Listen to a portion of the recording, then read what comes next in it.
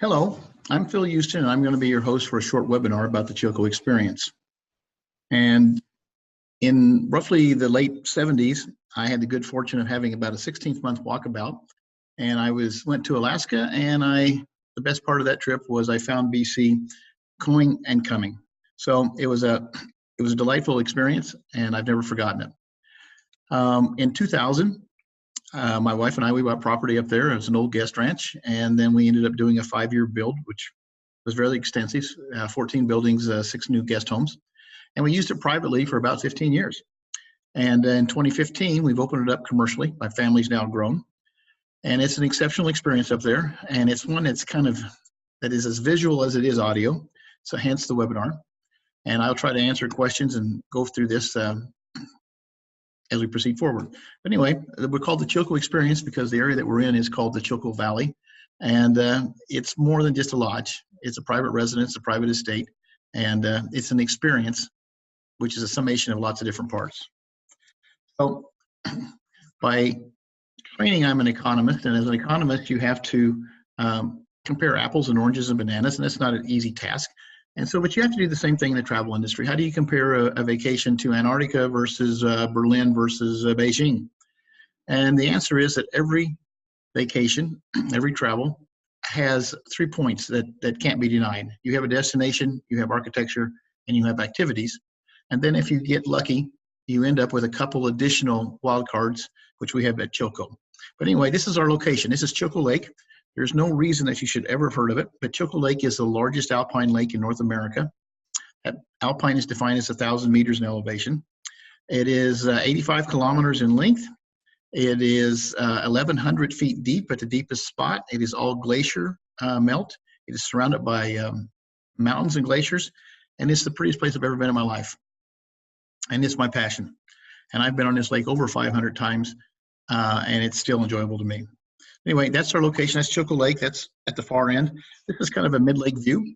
This formation is 33 million years old, and it is a dominant feature in the area that we do all of our activities.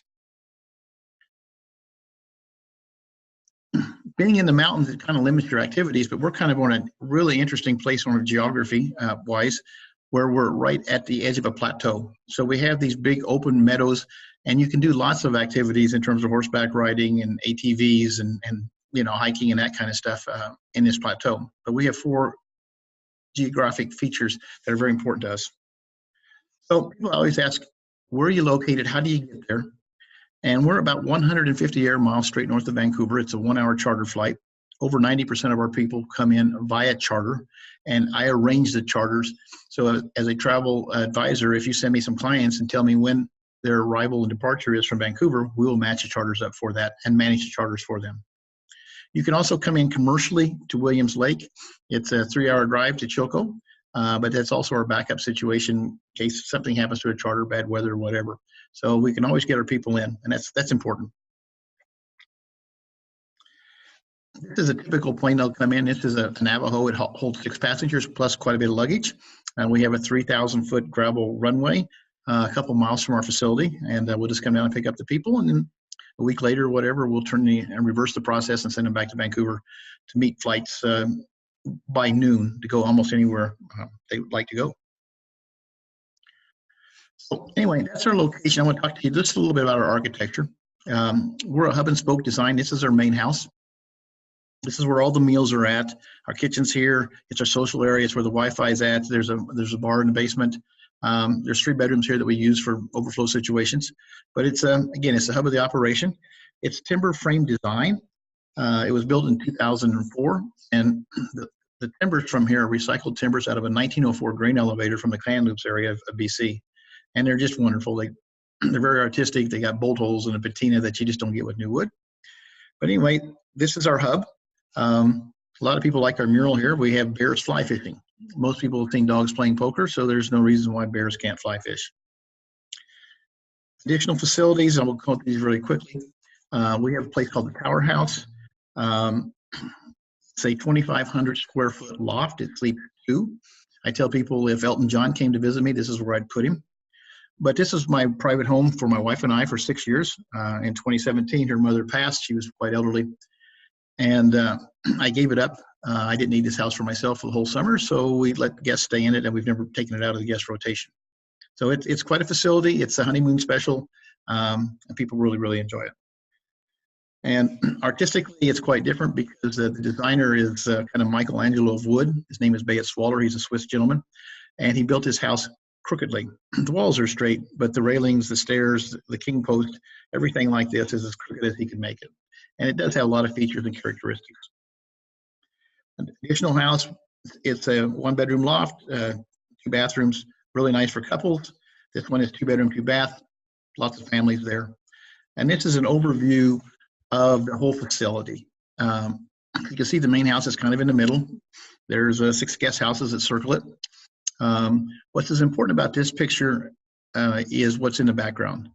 We're on a 5 million acre wilderness tract, and that number plus $1 trillion is numbers that the human mind can't conceive.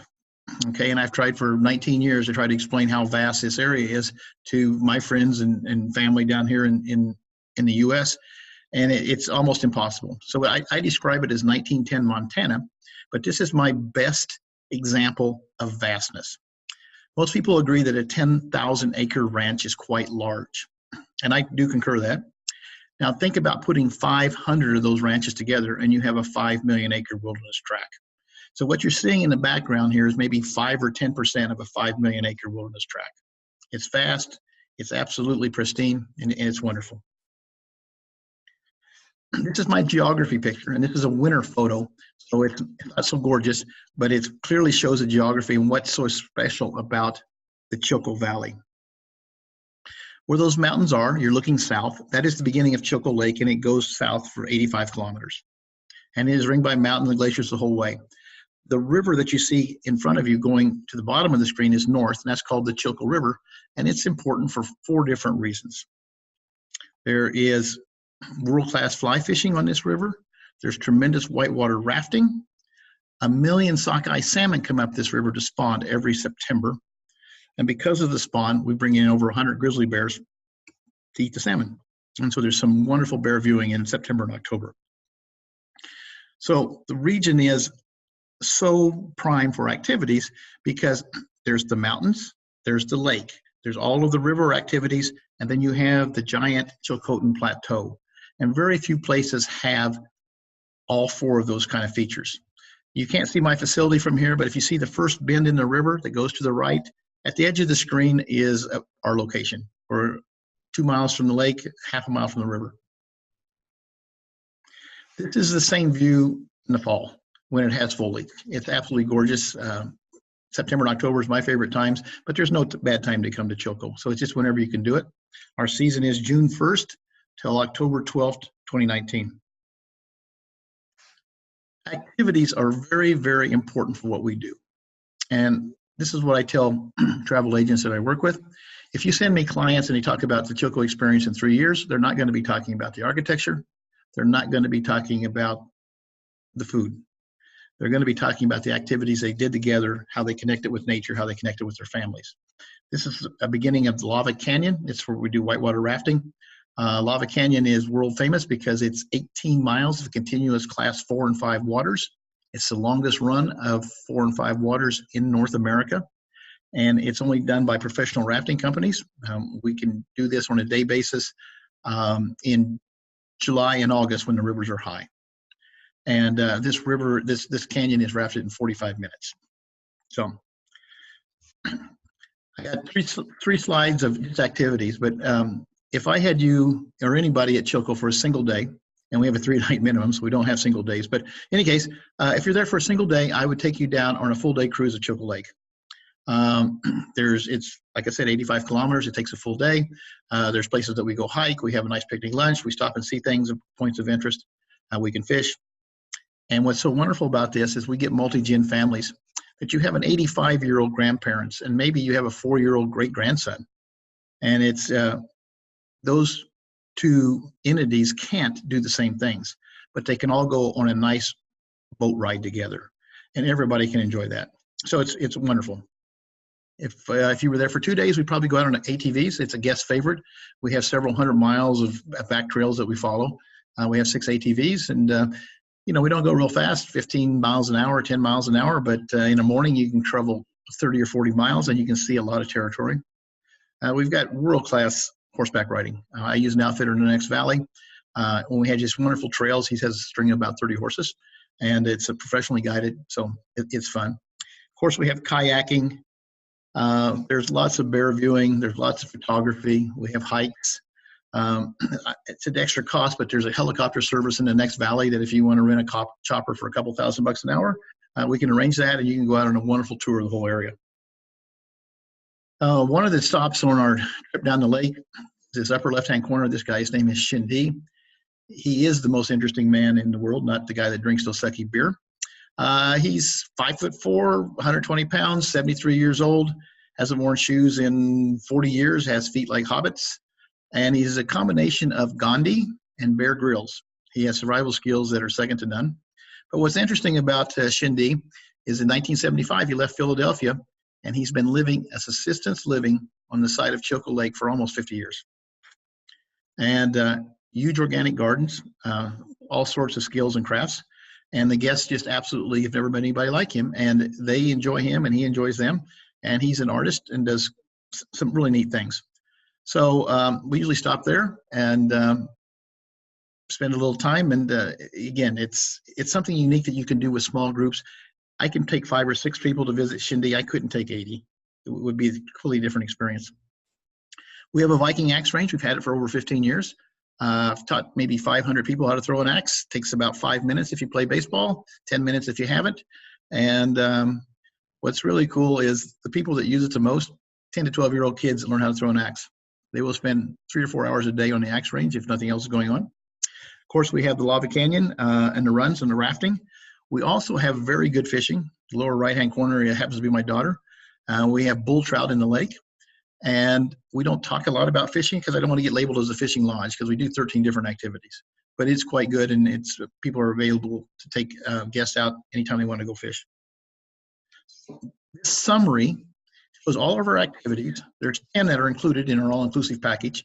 Helicopter, whitewater rafting, and fly fishing are all additional charges. And these are the months that they're available. So it's located in our website, and you can access that at any given time. Talk a little bit about the artist. This is the house that he lives in. He kind of looks like a hobbit. He lives in a hobbit house. And one of the things that we've been helping him on, he's been building a guest house. It's taken him 25 years. It's now shingled, and this summer it will have windows and doors. So he gets quite a few people to come visit him just because of his different lifestyle. This is what we do at Chilko, and it has nothing to do with fishing. My passion is connecting people with nature at the highest possible level. This gentleman is 16 years old. His name is Josh Gilbert, and he's out of Dallas, Texas. And he's a good friend of mine. When he was up as a 16-year-old, I told him, I said, maybe at 18 or something, you can come back and help us. And so in December of 2017, Josh called me. He carried his own water. I like this idea. So he called me and says, Mr. Houston, I've never been to any place as nice as Chilko. Could I come up for the summer of 18 as a volunteer? And so Josh came back for the summer of 2018. I spent 2 months with us, was great help. And now he's a freshman at Baylor University. So it is connecting these people with nature. Could be fishing, could be on an ATV, could be on a mountain bike, hiking, it's whatever. And it's, I tell people I have caught 10,000 fish, and I have a lot more fun taking a 10-year-old out of New York that's never caught a fish in his life. Maybe his father hasn't either, and be there when that happens for the first time, or when they hike, or when they ride a horse or a quad. So that's what we do. That's our passion. That's why I'm in this business. Everybody has horseback riding, but where do you get to ride your horses is the big thing. And we have some wonderful, wonderful mountain trails that our outfitter uses. We have a wood-fired hot tub on the premise. We're off the grid by about 40 miles. So we are very conservative with how we use our energy. And so hence a wood fire versus electricity. And it's a very large tub. It's a nice soak. If you go out on a hike or whatever, come back and or drink wine under the stars, whatever you like to do. But it's available for all. Our 2 wild cards at Chilko. We have wildlife, and we have a vastness and a purity that nobody can understand. So in our wildlife, we have foxes, we have eagles, We have moose and sockeye salmon, but we've also got timber wolves and cougars and bobcats and lynx and all sorts of wolverines. They're all there, and that's just because of our location and the very sparse population of people. And that's really hard to find. You can't do that in anywhere in the lower United States. But our wild card, the people that really, really know us for, is our bears. In mid-September, the sockeye salmon run is on kind of at its peak. They're starting to spawn. By the end of September, probably most of them have spawned and died. Everybody thinks the bears go out and catch the live salmon, but they don't. They go out and eat all the dead salmon. And I tell people that there's more bears on the coast than there are in the interior of BC. But on the coast, there's hundreds of restaurants. In the interior of BC, we have one. We're the only salmon river probably within a 100-mile radius. And thus, we have bears come in from that distance to eat the salmon. And they need to gain about roughly 300 pounds for their winter sleep. And it's wonderful. So the bears come in, they're concentrated on the river, and it's easy to go out at any given night and see a half a dozen to a dozen bears that are dining. My record of 19 years is I went out and saw 44 bears in 1 hour in one evening. But again, it took me 19 years to see that feat. But there's over 100 bears that come in, and we know this because they've taken hair samples and have DNA tests. And they don't get them all, so probably the number is larger than that. But most of the bears will dine at night if they can. I have 1,000 bear pictures. This is one it's not the best quality, but the subject matter is so good. Most people haven't seen bear cubs that are that small. Bears do quirky things.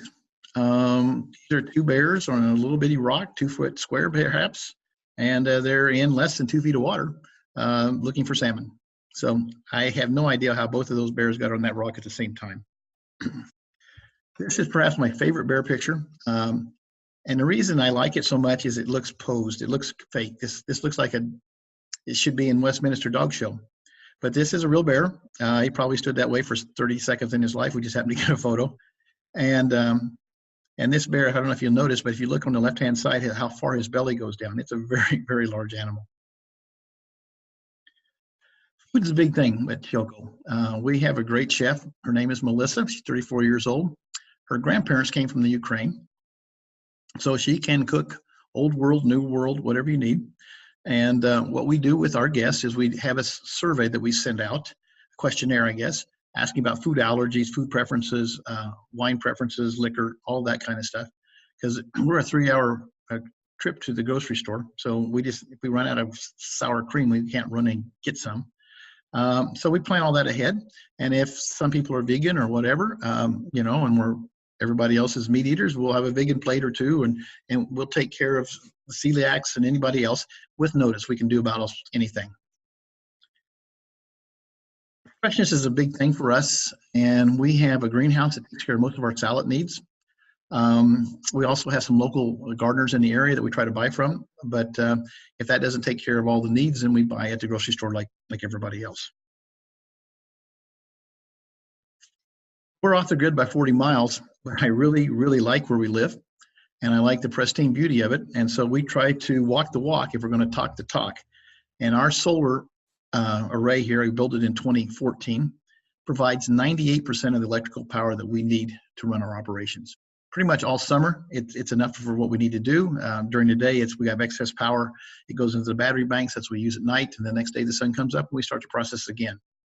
But we try to have a very small carbon footprint.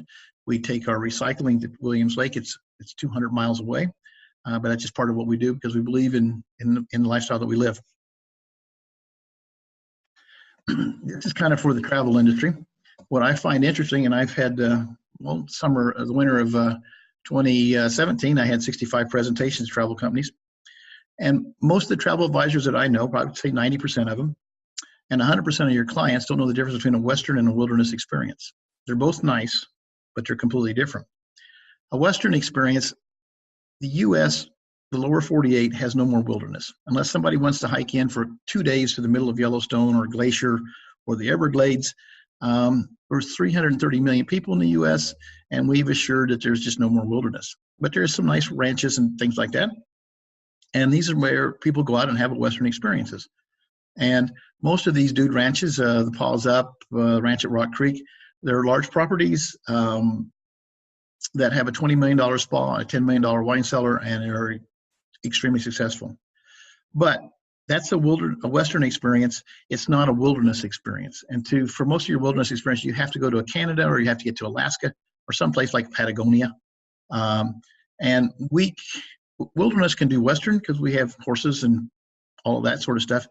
But Western cannot do wilderness unless they're going to move in some mountain ranges and lakes and glaciers and grizzly bears.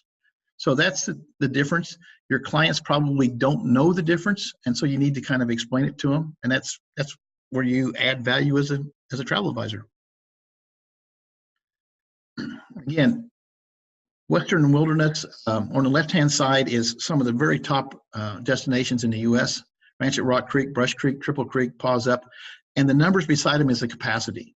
And in all of these situations, it's facilities, they're rather large. And the only complaint that I hear about some of them is you become a number because of just of the large population. The wilderness experiences are a lot smaller. Nemo Bay is world famous. Clayoquot, Sonora are both large. Chilko Experience, we host 12 guests.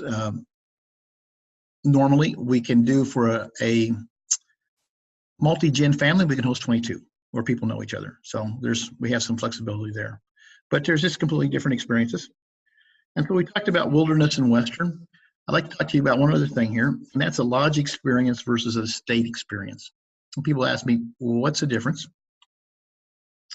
A lodge experience, if you go to a lodge, you're going to be a guest and you're going to work with a really nice manager and you're going to have a good time. There's no question about it. But if you come to an estate, you're a friend and you're going to work with the owners. So a lodge experience is like going to Disneyland with a general admission ticket.